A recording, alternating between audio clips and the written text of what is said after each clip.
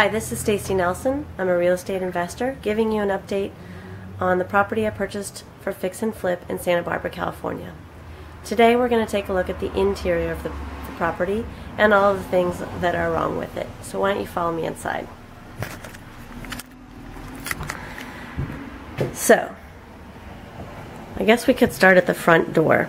The front door is outdated and doesn't do anyone any favors other than being secure against trespassers. When you walk inside, you have the outdated brick tile and really dirty, really stained and holey and ugly carpet. Oh yeah. In here you have clearly an outdated heating system that will come out. You see the heating thing here.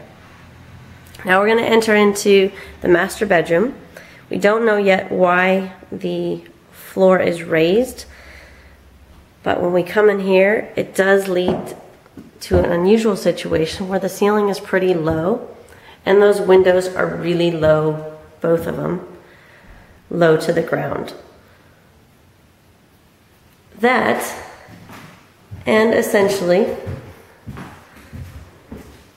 with this unusual entrance to the wall, there's very few places that you have a choice to put your bed in this room.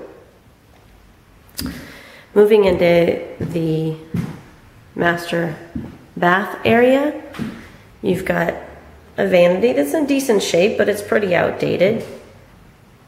You come into here.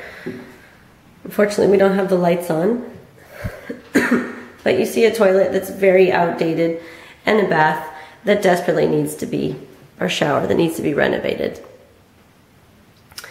Outdated lighting throughout, but otherwise not too many problems in the master bedroom. Moving into the windowsills, and this is a recurring theme we'll see throughout the house. The termite damage in this house is the worst I have ever seen. They have eaten through nearly all windowsills, subfloors, and likely into some areas behind these walls.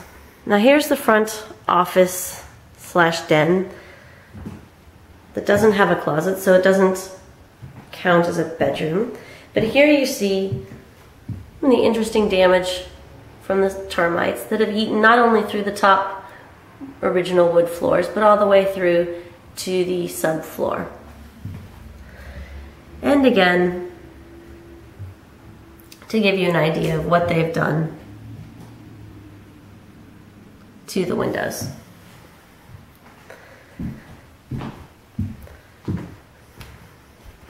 So moving to the main part of the facility, we'll come back to the other bathrooms and bedrooms after.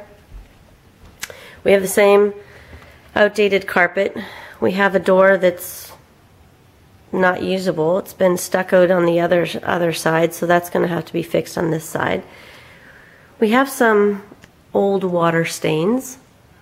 We've got to figure out what caused those and fix any underlying problems. If we come out here onto the balcony, and actually there's a really great view if the sun weren't over in that direction. But what you see out here on the balcony is the termites have eaten away essentially on every single board. This side seems to be the worst, but you get a flavor for absolutely everywhere problems from the termites. Obviously a new door is needed there. This wall is like a pony wall, and we understand that that pole there in the middle is not a load-bearing pole, so all of that will come out and be opened up as it doesn't have any functional purpose. Here again, another room of the house. see just the extent of the damage. It goes on and on and on. So although you have these great views, this house is just really not livable at this point. Moving into the dining area could essentially take you to every window, and there would be the same termite issues. One area is it seems to be okay is actually the roof in this half the house that was part of the extension done in 1981. So that's actually not too old. Here we have our, I don't know, cork board that separates the kitchen from the dining that obviously will come out. Habitat for Humanity was here last week to take a look at all of these cabinets and have determined that they will absolutely be able to use these uppers and lowers in a project for another family. So we save these from landfill and also help another family that wouldn't otherwise be able to afford a kitchen. So one of the unique things about this room is for some reason they dropped the ceiling really low. The contractors have taken a look and will be able to raise that about 1 foot or 1.5 feet to make that consistent with the rooms in the rest of the house. Right now there's no indication that there's any issues with plumbing or with electrical. So really at this point, although there's a lot of cosmetic work and there is some work with the ceiling, doesn't seem that there will be really any structural issues to fix here. Taking a look at the guest bath, you see this pretty outdated, but more importantly, there's areas that have been rotted all the way through the subfloor that are going to need to be fixed.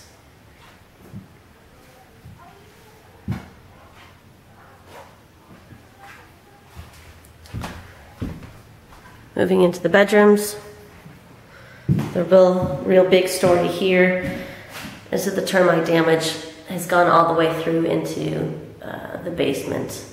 If you're standing on the other side below in the basement, you could see the light streaming through. Several areas where they've just gone to town.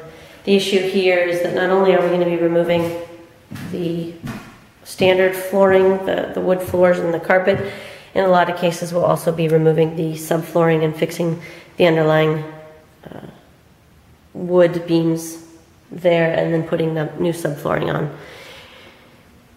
Here's the other bedroom. There's actually not a lot of termite damage or otherwise done in this one, but what's odd is they've made this wall with the bathroom so that there's not really a great place to put your bed, certainly not a king-size bed in here, just because of the odd location of everything. But in terms of repair, there's not a lot that's wrong with this room other than we need to come up with a solution for this.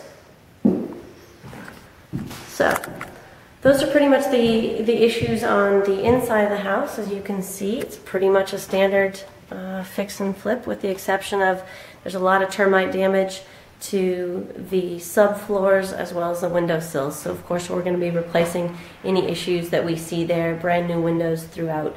But otherwise it's a pretty standard fix and flip. Thanks for joining me and have a great day.